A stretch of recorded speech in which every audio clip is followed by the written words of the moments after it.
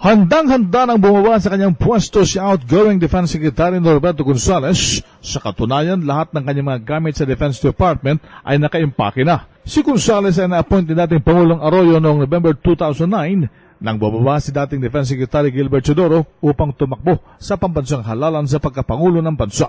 Halos 8 buwan ding nanungkulan bilang Defense Secretary sa kabuuang 9 na taong pagsisilbi niya sa Administrasyong Arroyo, si Gonzales. Sa pagbabang ito sa pwesto, magpapahinga lamang daw siya ng 2 araw at nangakong bubuwi ng kanyang itatayong shadow cabinet na magsisilbing mata ng oposisyon sa bagong administrasyon. Subalit ayon kay Gonzales, naiiba ang kanyang grupong itatatag. Ito ay tutulong sa ikabubuti ng pamamahala ni Pangulong Noynoy Aquino. Dapat huwag silang matakot.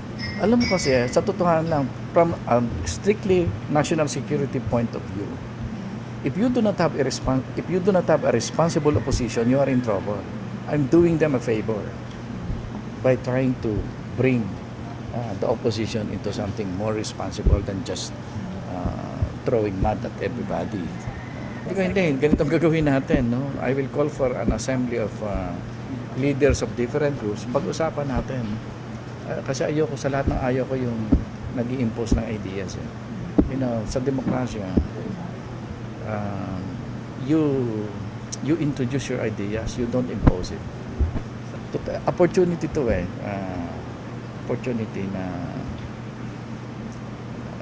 medyo sa mga nakakausap ko na pag nagsasalita na ako ng ganito, medyo merong agreement So sabi ko, bago tayo lumantad sa tao, maglinawan muna tayo kung saan natin sila dadalhin.